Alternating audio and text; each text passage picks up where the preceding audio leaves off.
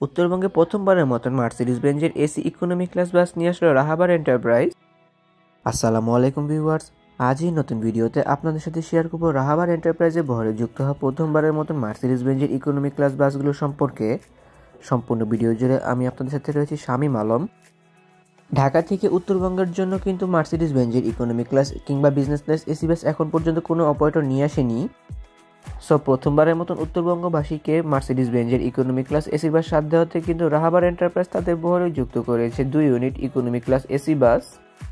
বর্তমান সময়ে বাংলাদেশের তুলন জনপ্রিয় মার্সিডিজ বেঞ্জ OF1623 RF মডেলের চেসিসের উপর নির্মাণ করা হয়েছে রাহাবার এন্টারপ্রাইজের এই 2 ইউনিট ইকোনমি ক্লাস এসি বাসকে। বাংলাদেশে এই বাসগুলো বডি বিল্ডিং এর কাজ করা হয়েছে, যেখানে এই বাসগুলো বডির কাজ করেছে দেশের নিউ ডিসেন্ট ওয়ার্কশপ।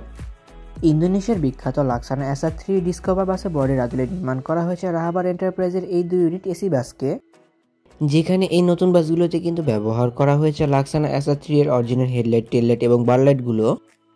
এছাড়া এই বাসগুলোতে কিন্তু সেম একই ধরনের পেইন্ট স্কিমের অ্যাপ্লাই করা হয়েছে। বাসগুলোতে একটি গর্জিয়াস পেইন্ট স্কিম অ্যাপ্লাই করা হয়েছে, যা বাংলাদেশের অন্য কোনো বাসে এখন পর্যন্ত অ্যাপ্লাই করা হয়নি। বাসগুলোতে অসাধারণ বডি ফিনিশিং এবং কালার কম্বিনেশনে কাজ করা হয়েছে, যার জন্য এই বাসগুলোর সৌন্দর্যতা আরও অনেকটা সুন্দর করে ফুটে উঠেছে।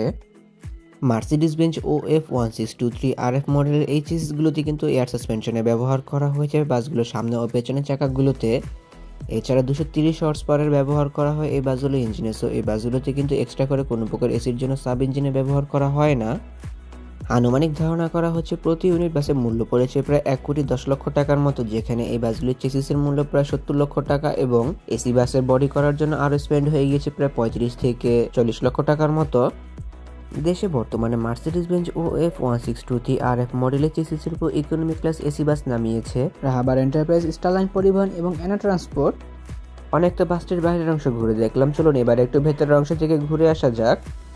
সিবিইউ বাসগুলোতে যেরকম ধরনের ড্যাশবোর্ড ব্যবহার করা হয়, সেম একই ধরনের ড্যাশবোর্ড ব্যবহার করা হয়েছে এই বাসটিতে, যেখানে চালকের আসনের কাছে ব্যবহার করা হয়েছে গাড়িটি পরিচালনার সকল সরঞ্জামাদি।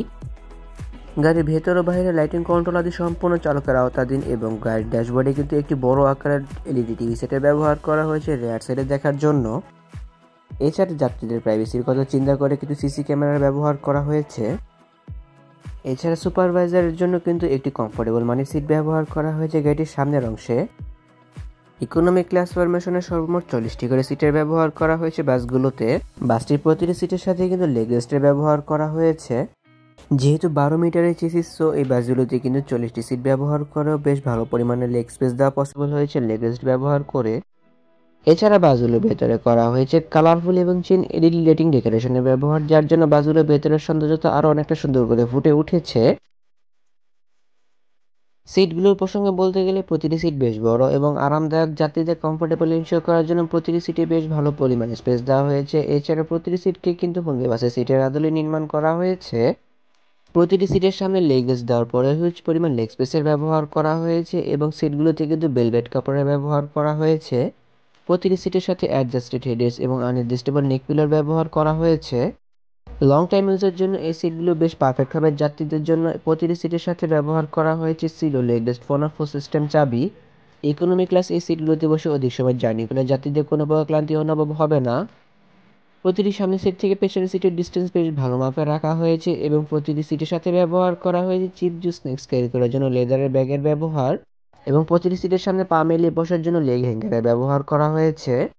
প্রতিটি সিটের মাথার উপর ব্যবহার করা হয়েছে রিডিং লাইটস এবং এসি কন্ট্রোলারের ব্যবহার, যা যাত্রী নিজের প্রয়োজন মতো ব্যাগ ব্যবহার করে নিতে পারবে। এছাড়া ছোট ব্যাগ কিংবা হ্যান্ড লাগেজ বহন করার জন্য লাগেজ বক্সের ব্যবহার করা হয়েছে বাসগুলোর প্রতিটি সিটের মাথার উপর। রাহাবার এন্টারপ্রাইজের এই বাসগুলো বর্তমানে সার্ভিস প্রদান করছে ঢাকা থেকে উত্তরবঙ্গের রুটগুলোতে, যেখানে ঢাকা থেকে দিনাজপুর, পীরগঞ্জ, সৈয়দপুর হয়ে বিরামপুর, রানীশঙ্কর রুটে এই বাসগুলো নিয়মিত সার্ভিস প্রদান করছে। যেখানে ঢাকা থেকে দিনাজপুর রুটে প্রতি যাত্রীকে প্রতি সিটের জন্য ব্যয় করতে হবে 1100 এবং পীরগঞ্জের জন্য ব্যয় করতে হবে 1200 টাকা। ঢাকা থেকে প্রতিদিন রাত 10:30 বাজে এই বাসগুলো রানীশঙ্করের উদ্দেশ্যে ছেড়ে যাচ্ছে এবং রানীশঙ্কর থেকে ঢাকার উদ্দেশ্যে প্রতিদিন রাত 9টা বাজে বাসগুলো ছেড়ে আসছে। ঢাকার শ্যামলী, কল্যাণপুর, গাবতলী টেকনিক্যাল কাউন্টার থেকে যাত্রীরা এই নতুন বাসগুলোর টিকিটগুলোকে সংগ্রহ করতে পারবে। বাসগুলোর অসাধারণ কাজের জন্য অবশ্যই প্রশংসার দাবিদার রাখে নিউ ডিসেন্ট ওয়ার্কশপ। হুবহু লাক্সানা SF3 ডিসকভার মডেলের বডি শেপটি তারা এই বাসগুলোতে অ্যাপ্লাই করতে না পারলেও কিন্তু প্রায় 90% বডি ওয়ার্ক করতে পেরেছে তারা। এছাড়া নিউ রিসেন্ট ওয়ার্কশপ এই বাসগুলো পেন্টিংয়ে অনেক সুন্দর কাজ করতে পেরেছে, পাশাপাশি বডি ফিনিশিংয়ের কাজও অনেক সুন্দর করে করতে পেরেছে, যা বাইরের দেশের বডি ওয়ার্কশপগুলোর সাথে কিছুটা মিলিয়ে করতে সক্ষম হয়েছে। বাসগুলোর ফ্রন্ট, ব্যাক সাইড, ইন্টেরিয়র সব মিলিয়ে বেশ ভালো মানের কাজে উদাহরণ দিতে পেরেছে তারা। দূর থেকে দেখলে কেউ ধরতে পারবে না এই বাসগুলোকে যে বাংলাদেশে নির্মাণ করা হয়েছে, মনে করবে বাইরের কোনো দেশ থেকে এই বাসগুলোকে বাংলাদেশে আমদানি করে নিয়ে আসা হয়েছে। তাহলে ভিউয়ার্স, ভিডিওটি কেমন লাগলো তো কমেন্ট করে কিন্তু অবশ্যই জানাবেন।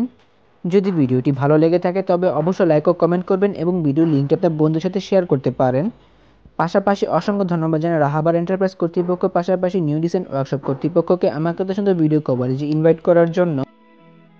এমনই কিছু ভিডিও পেতে কিংবা দেশের পরিবহন জগতের সকল তথ্য বিস্তারিত জানতে কিংবা নতুন বাসগুলো আপডেট সবার আগে পেতে অথবা ভ্রমণ সংক্রান্ত কোনো তথ্য জানতে আমার এই চ্যানেলটিকে সাবস্ক্রাইব করে পাশে থাকার অনুরোধ রইল। খুব শীঘ্রই ফিরছি নতুন কোনো ভিডিও নিয়ে, সেই প্রত্যাশা আজকের ভিডিও এখানে শেষ করছি। আল্লাহ হাফেজ।